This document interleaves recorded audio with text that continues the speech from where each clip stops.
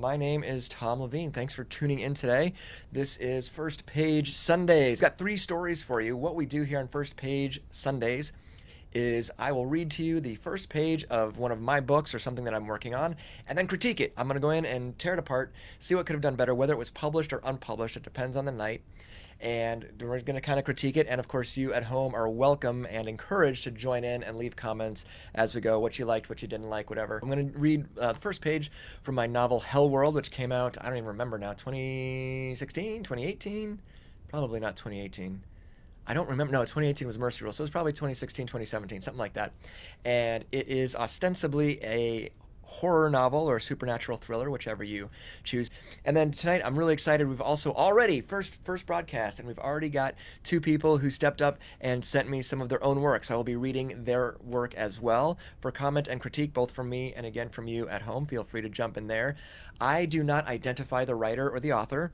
I just read it. I don't give it a title. I don't give a prelude. We just jump right in, just like you were kind of picking up the book at the bookstore and opening it to the first page and giving it a read and seeing what you thought. So here's HELLWORLD. Again, supernatural thriller. Here is the first page of chapter 1. Chapter 1 is entitled Now. There exists a darkness so deep, so profoundly absent any light or hope, it causes dizziness and nausea. In this cave, with no source of light and the bodies of the dead surrounding us, there are plenty of reasons to experience both. I think we are in hell. What have I done? Charlie's voice drifts to me through the black. Abby? His breath comes out ragged as if from between strips of flesh. I shut my eyes against the image. Open them. At least when I blink, I can feel my eyelids moving. That's something. But there is no difference between open and closed. Yeah, I whisper.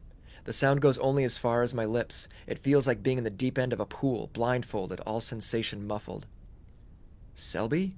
Charlie says, but hesitantly. Why did he ask for me first when Selby's supposed to be his girlfriend? Because I had a better chance of being alive. That is the first page of HELLWORLD. Thank you very much. Now, obviously, I didn't try to change my voice much for that. The narrator is, I hope, clearly female. Abby is the narrator of the entire story. It's a first-person perspective. We stay with her for the entire story. The fact that chapter 1 is entitled Now is intentional because chapter 2 is entitled Then. And from that point on, every other chapter, it just alternates then and now, then and now, then and now. What was fun about this particular novel, before we jump into that first page, is there's this dual timeline that happens throughout the course of the book where we start in the cave, hopefully clearly in a cave of some kind, and something terrible has happened. We are going to follow them out of the cave in this current timeline and then back into the cave later. When we go into the past, we're going to learn how they ended up getting into the cave and how they got back out. So it's this really, I think, very fun structure to the timeline. And that, I tried several different timelines. I tried putting it all just in one linear path, and it just didn't work. The tension and the suspense really weren't there, so I felt like this was a great way to go to kind of help build the suspense. So, all of that being said, this is not a bad opening, I don't think. Having put some distance between me and it, it's not bad. There's a couple things though that jump out at me about it. Number one. I've noticed this particular author has a tendency to write fairly long sentences, which is kind of interesting because my pacing generally tends to be good. And yet I come up with these really long, complex sentences, it feels like. So right off the bat, just for me, feel free to chime in the comments. In this cave with no source of light and the bodies of the dead surrounding us, there are already plenty of reasons to experience both. The first paragraph has two sentences. That's the second one. It's a little long, and I think by the time we get there, the both is kind of buried. Like, wait, both what? Well, the both is referring to dizziness and nausea. Okay, it's not a super big deal, but I feel like this could have been revised to make that a little bit more clear. It's not terrible, but the both, like, both is not a great word to end a paragraph on, particularly a first paragraph. One of the things that I try to focus on a lot in revision, by the way, not for a first draft, but in revision, is the first 5 words, first 5 sentences, first 5 paragraphs, first 5 pages. Make those first fives as strong as possible. So let's look at the first 5 here. There exists a darkness so. Not bad, not bad. I like the word darkness. I like exists. That's kind of cool. And then the rest of the paragraph, not bad. But I dislike ending a first paragraph, or really any paragraph, on a word like both. That's not a terribly emotion filled word. So when you, again, revision, not your first draft, when you are in revision, look at the end of every paragraph, literally every single paragraph, and see if there is a strong word you can end on, or a stronger word that you can end on. His breath comes out ragged as if from between strips of flesh. That's cool.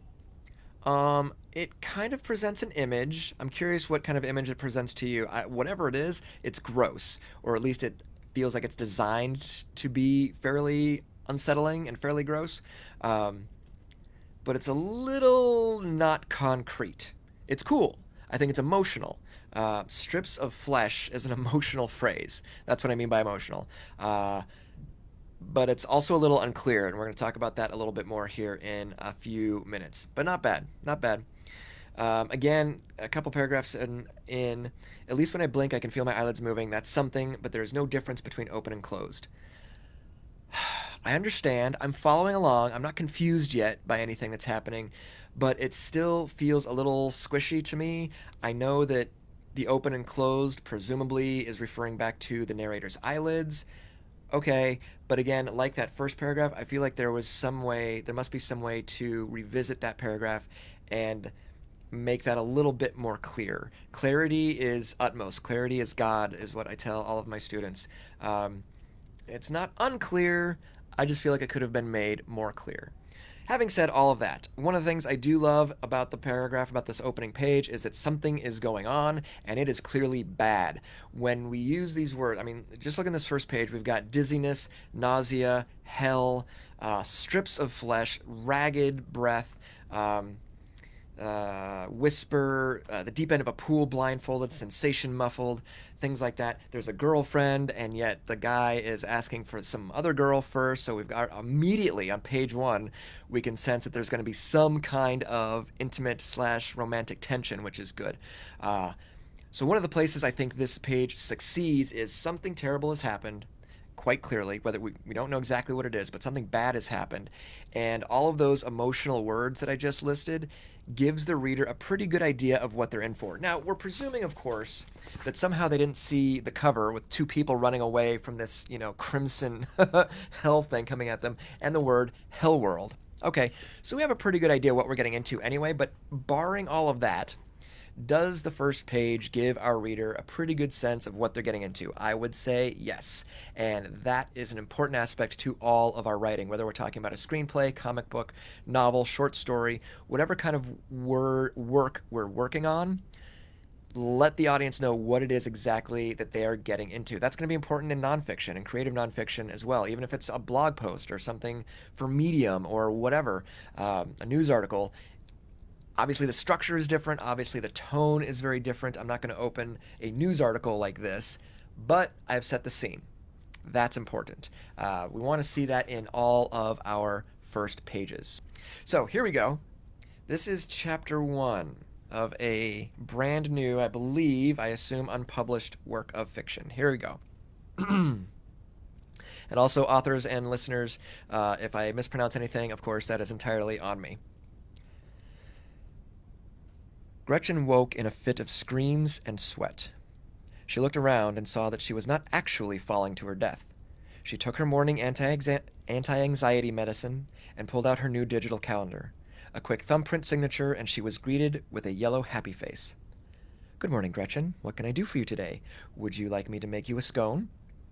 "That's all right, Reginald." Gretchen still couldn't believe she had to address her AI life assistant by name in this version. It tended to be moody when not given the proper respect. "I'll just have my morning coffee." "The usual, Gretchen," emoted the composite of pixels and digital signal. "A large vanilla latte with a heavy dose of Irish cream." "Thanks, Reginald. That will do fine." "Much appreciated. The coffee will be ready in 6 minutes. Will there be anything else at this time? Perhaps a game of Minesweeper?" Gretchen hadn't played Minesweeper in years. She still remembered the lonely summer breaks of high school and how the rote clicking of her mouse soothed her. She looked down at her analog watch and saw she only had 20 minutes to be made presentable to the dispensary downstairs. She still needed to pick out some clothes, shower, apply makeup, and 1,000 other things. "No thanks, Reginald. I'm running late for work." "Say no more, madam. I took the liberty of organizing your wardrobe last night. You have quite a collection of lovely things. If you look to the wall to your left, I've got a few suggestions for what outfits will pop for your meeting today." "Okay." Gretchen forgot how integrated her assistant was to her lifestyle. She looked to her wall screen and was surprised at how chic the selections were. She scrolled a few swipes and decided on the green and white number. "Lovely," said Reginald. "The clothes will be ready once you finish your shower. Your coffee will be ready outside your door as well. The weather feed says there is a good chance of rain later this evening. If there isn't anything else, I will enter shutdown I think it means I think this is mode. Excuse me. If there isn't anything else, I will enter shutdown mode until you call for me again." "Thanks, that's all I need for now." Gretchen was actually impressed at how well Reginald respected boundaries. Her last assistant, Lavorsy, definitely had a big creep factor. "Shutting down, ma'am." And a beep, and the screens went blank. Now that is not only listed as page 1, this is a cut and paste, by the way, into the email, but it's listed as chapter 1, and then chapter 2 begins right after that. So, what do we think of that? Your job as a writer, I do not care what medium you're writing for, I do not care what genre you're writing for, your job is to complete a draft. Get it out.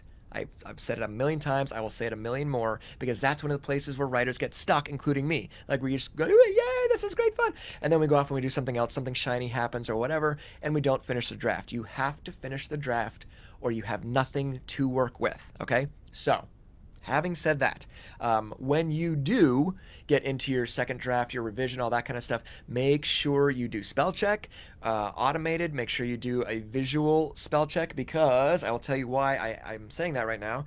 The word chic in here is misspelled, which makes sense. It's the way I probably would have spelled it if I hadn't been caught on it so many times. If I'm not mistaken, it should be spelled CHIC.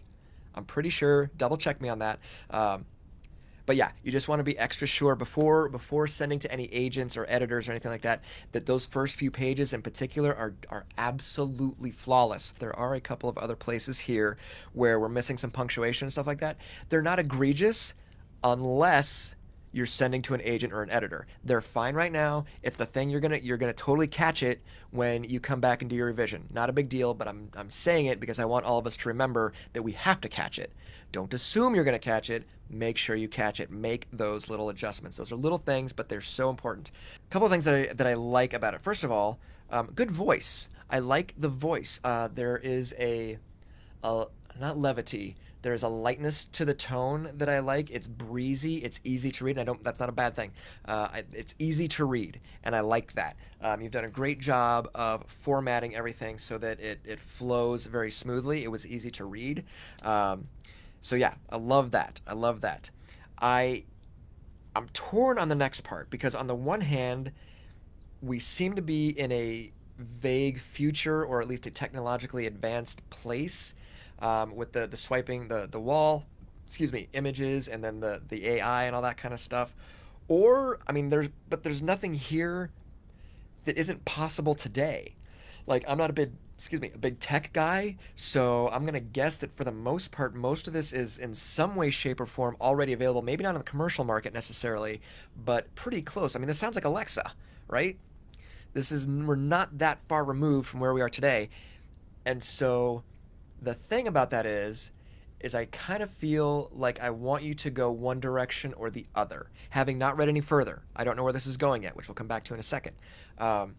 But I feel like for a first page, I want to be a little bit more rooted. Are we 5 years from now? Are we 10 years from now? 20 years from now? Are we now, but in a slightly different, second world? Are we in the past in a second world? Are we on another world entirely? Probably not, because of the Reginald thing. But then again, we've got this, and I probably didn't pronounce it right. We've got this, what was it called? Lavorsy? I'm not even sure I'm saying that right. Lavoursie. That is not a common American name, certainly. That's not something I have ever encountered before. Reginald sounds very proper and British to me, which is cool. Which is why, as I was reading it out loud, I gave it sort of this mixture of, Alfred from Batman and Hal from 2001 kind of thing. Um, I don't know if that's how you wanted it to sound, but that's what I did with it. So yeah, I would love to see a little bit more rooting in that first page of where exactly are we in space and time. It's not huge that you do it right now on the first page. I do think you must do it by the end of the first chapter. And since this is, as you've written it, is a very short chapter, before this chapter ends, I think some kind of rooting would be helpful. You don't have to tell us all the great details. Well, we're in, New York City in 2065, and there's been a nuclear war, and what, like, we don't need all that necessarily, but just a little more something to let me know where we are and what's going on.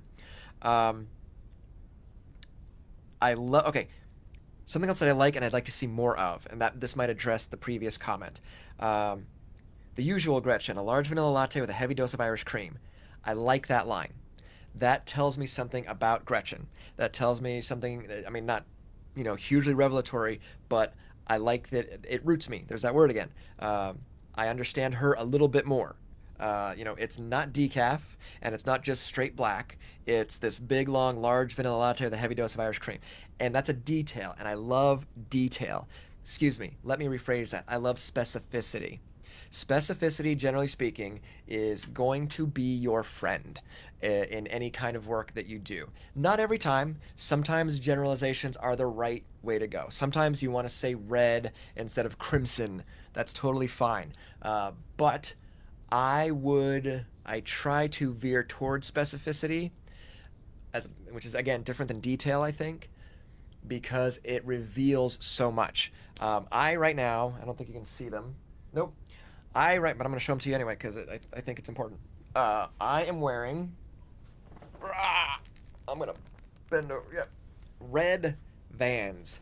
I wear Vans all the time. Unless I'm doing some kind of exercise or whatever, I generally, if I'm just out and about or even at work, I am wearing Vans. I am brand loyal to Vans. There's my little pitch, okay? Why? Well, I like the brand. I like Vans brand.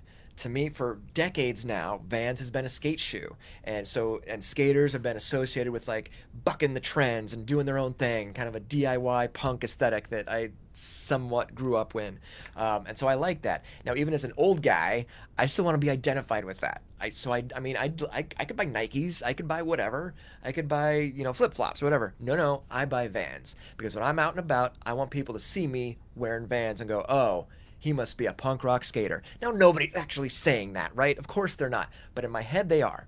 And so I wear Vans. Funny story, just yesterday, we were doing a bike ride in the park, and we passed a family, and there was a guy on a skateboard, looked to be about my age, and he had 2 kids just like me. And what was he wearing? Vans. And what were his kids wearing?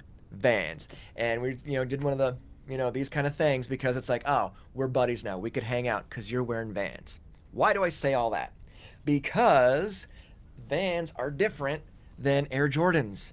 They're different than Nikes. They're different than flip-flops. They're different. If you wear sandals, a sandal is different than a Birkenstock, right? They're not synonymous, and each one says something different, okay? That's where specificity comes in. Shoes just happen to be a great place to specify because they reveal so much. You will never see my wife in high heels, ever. In fact, I don't think she owns high heels. You just won't.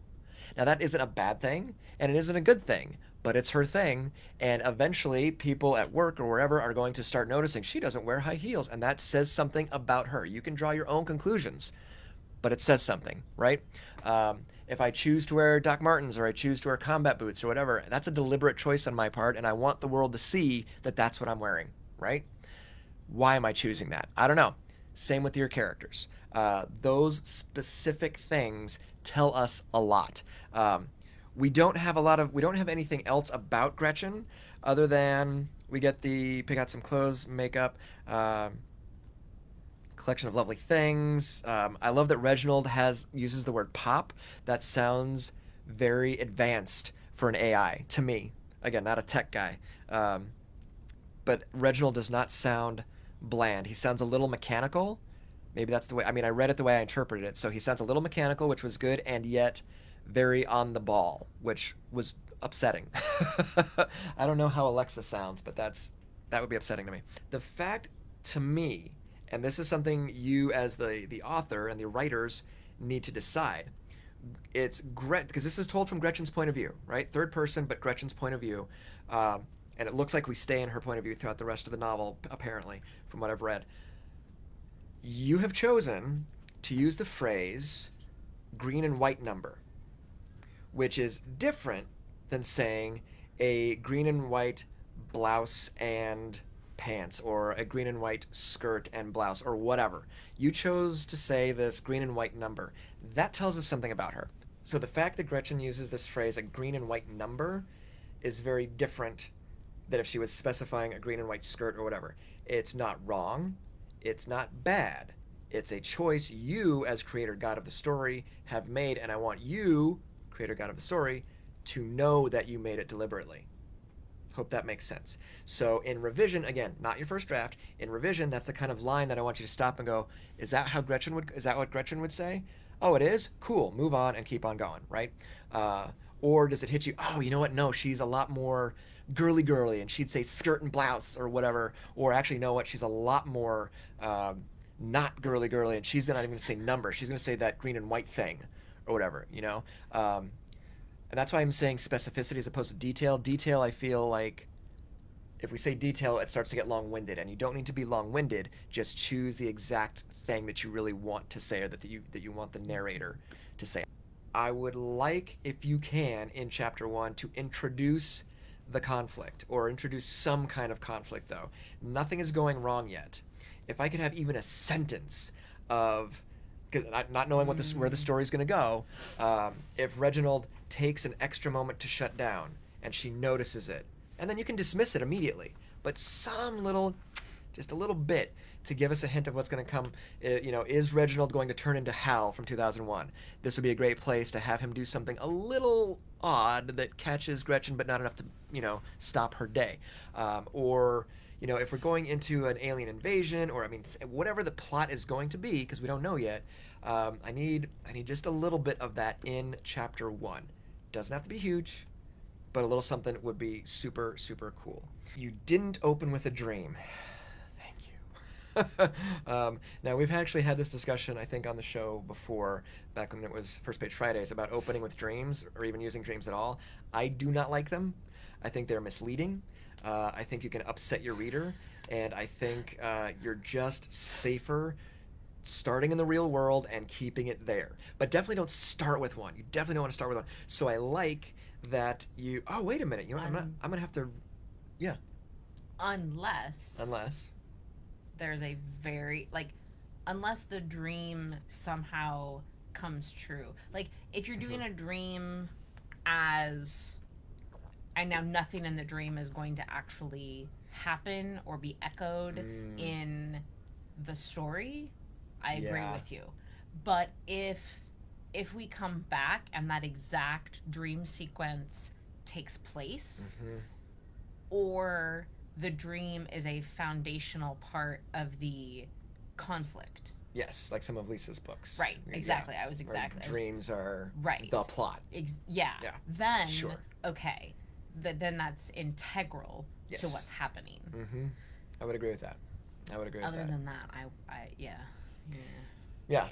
It's just, you're immediately asking the reader not to believe what you're presenting. Yes, that's... If nothing's going to...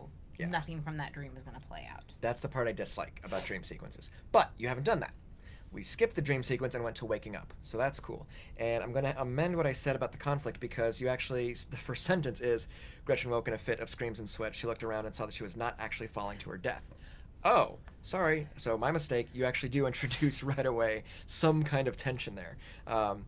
And then she takes anti-anxiety medicine, which is hard to pronounce, immediately. So I slightly retract what I said about setting up a bit of conflict, because you do, and I apologize for that.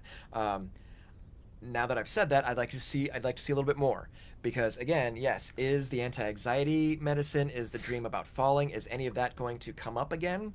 If it is, then give me one or two more sentences, build on that really root. It's not in a dream necessarily, but a lot of people would also say don't start with waking up and don't end with going to sleep. I think that's smart. Definitely don't end a chapter going to sleep. Ever, ever, ever, ever. It puts your reader to sleep. Just trust me, don't do it. Just cut out that last line that said, and he fell asleep, and the line before that, you'll be fine.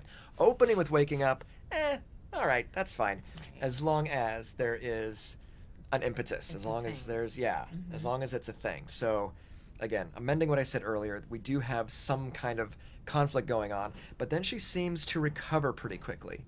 And I think that's where I want to see a little bit more. If this is going to be one of the issues or is rooted in what is going to become the conflict, then okay. I hope that all makes sense. So again, my apologies about having missed that in the first time around. Otherwise, yeah. But good stuff. Very good stuff. Very good stuff. Now, this one caught me a little off guard. I was not expecting this one because this, as you will read or hear very quickly, is an already established IP. It's already an intellectual property that belongs to somebody else. So that's a whole other conversation we're going to have as soon as I finish reading. Now, this one, I'm going to have some trouble. I'm going to be... I hate this touchscreen thing. I'm going to be doing my best to pronounce some of these names. I will probably get them wrong. Just letting you know, that is not the author's fault. Okay, story number 2. Keep moving. Keep up with the others. Don't give them an easy target, Maya thought to herself as she ran through the jungle, blaster bolts whizzing past her and her fellow Jedi. Rain pelts the young Miri Allen's face as she runs, mixing with sweat that's also beading her forehead. She quickly looks behind her and managed to catch a glimpse of their attackers every time they fired a blaster bolt. These troopers were unlike ones she fought before. They were clad in black armor with hints of red. "Keep going, we'll hold our ground at the ruins," yelled Alessandro, a human Jedi, as he jumps over a fallen tree limb. Ah! Maya looks to see Vasek, a Trandoshan, take a blaster bolt to the back of his shoulder, causing him to stagger forward and then fell to the ground. "Vasek!"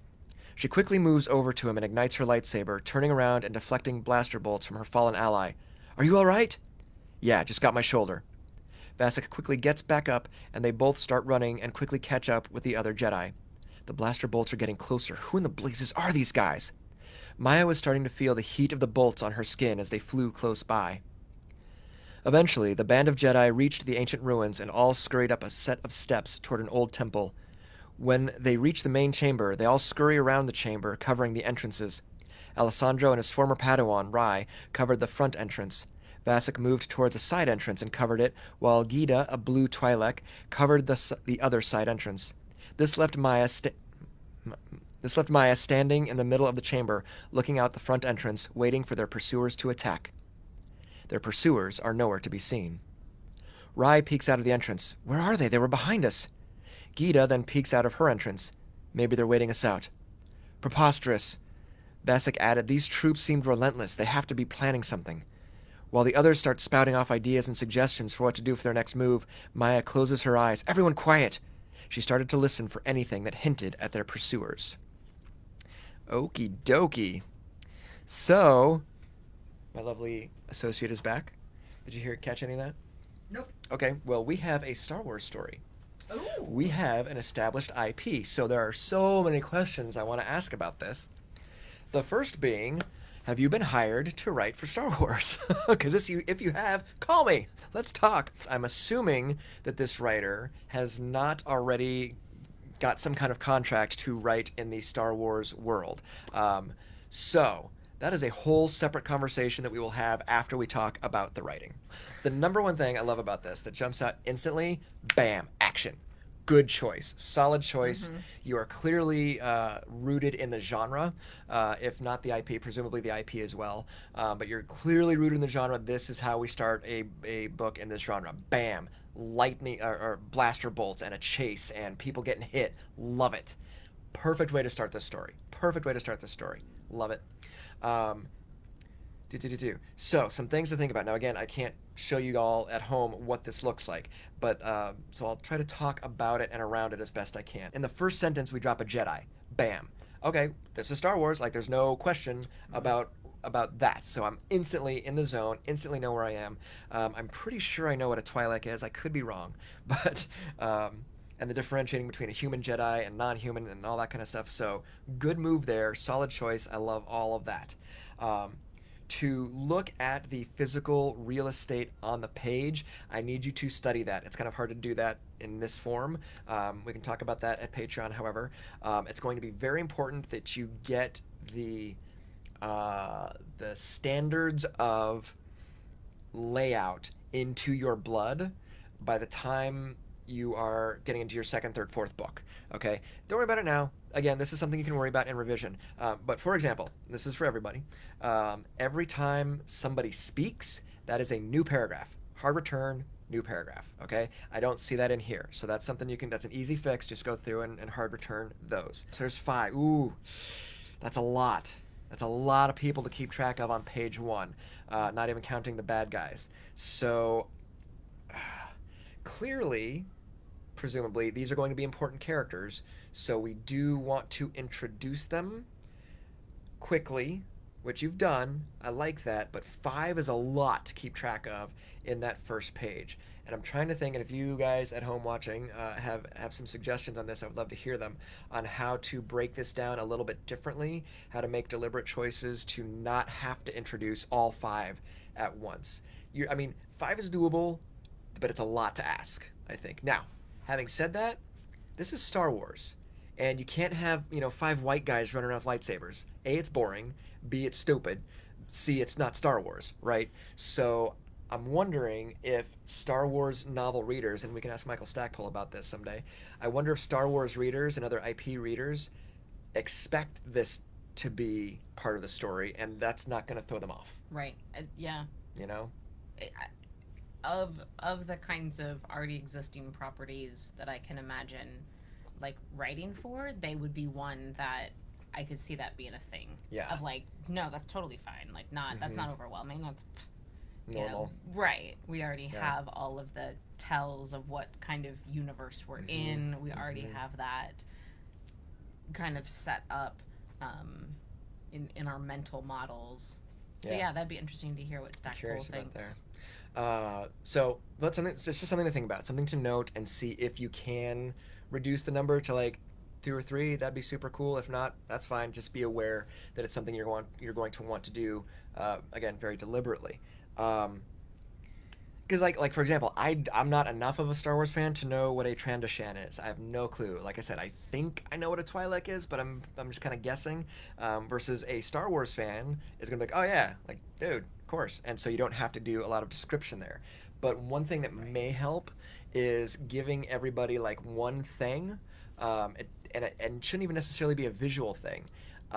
It's very easy for all of us, self included, to resort to strictly visual. Like we've got blaster bolts whizzing past, so that's good. The rain pelts, so that's a sensation. That's a touch thing. So you actually do have more than one sense. You're using more than visual, which is good.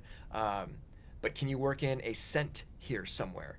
What does a Trandoshan smell like? I don't know.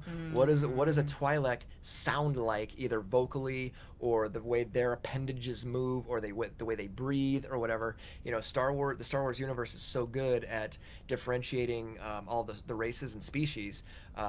Give us a little hint of that, so that somebody like me, if I'm at Barnes and Noble and I encounter your book, like, you know what, I've never read a Star Wars. This one looks good. I'm gonna pick this one up, and I can jump right in. You do, of course, for IP, have to be aware of fan service. You've got to give them what they expect. That's very true, in my opinion. But you also, it's like 80% what they want and expect, and then like 20% my way of doing it is what I would try to do if it were me. You're rolling the dice there, but that's also something you'd work with an editor on. So, I don't know. I might be talking out of my ass there. The other thing, the practical thing, the practicable thing that I want you to do tonight is look for, this is for everybody again, look for repeated words in the same paragraph or even within a few paragraphs. So Vasek quickly gets back up, and they both start running and quickly catch up with the other Jedi. You've got 2 uses of quickly in the same sentence.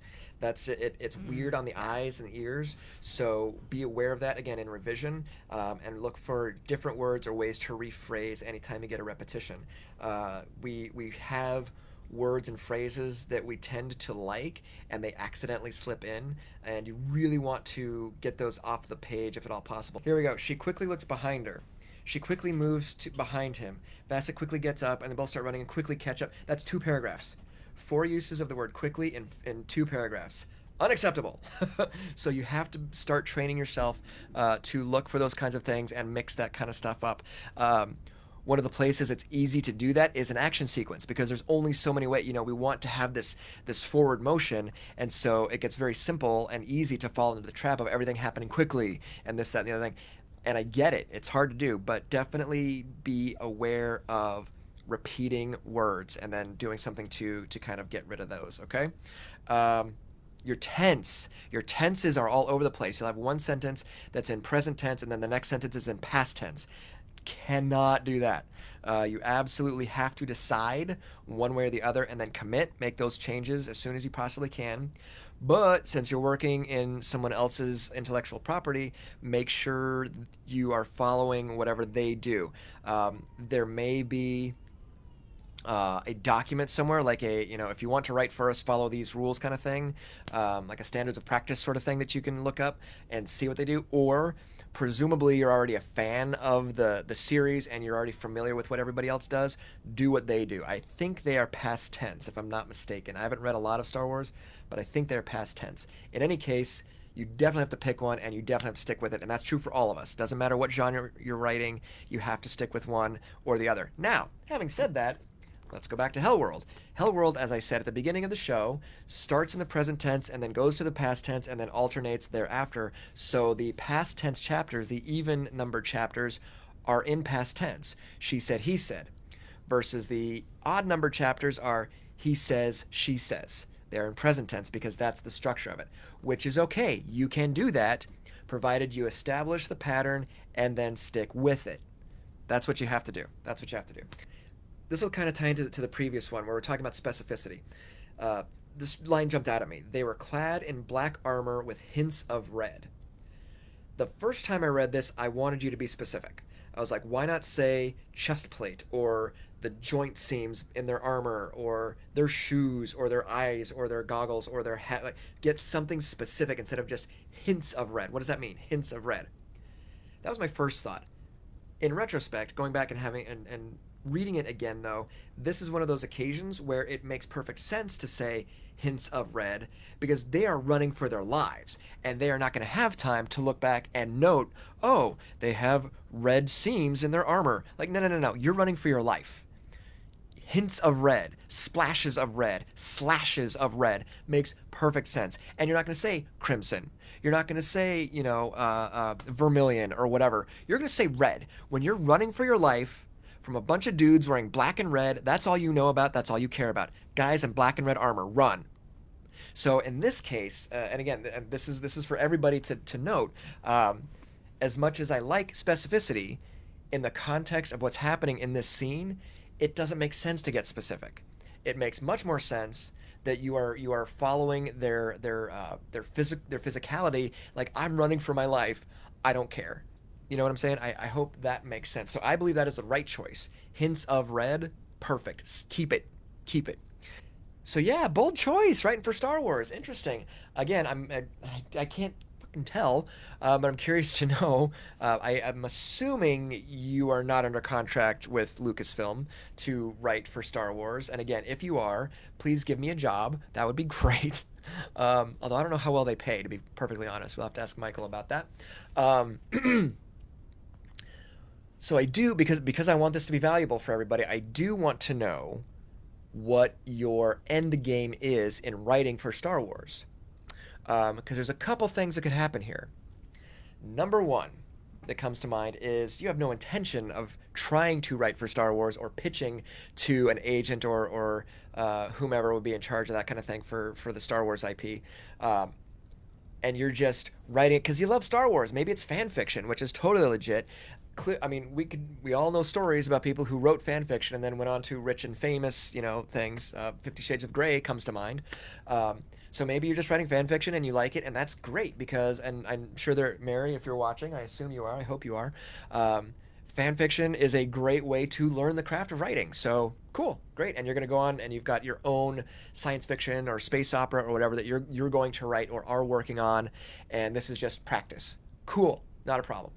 That's one possibility. Second possibility, no, dude, seriously, I want to write for Star Wars, and this is going to be like my resume, my cover letter. I'm writing an entire manuscript, and I'm sending it to them and hoping that something happens. Okay, let's come back to that.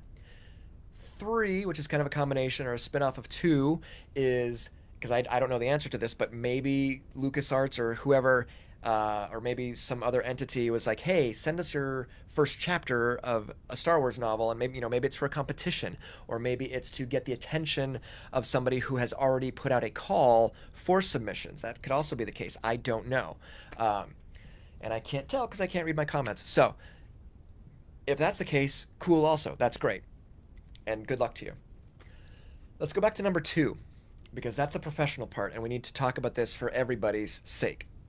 Now, again, I don't know how people get to write for Star Wars. I'm relatively sure, though, that you already have to have a backlog, having written other novels, either for established properties or in at least some aspect of the genre.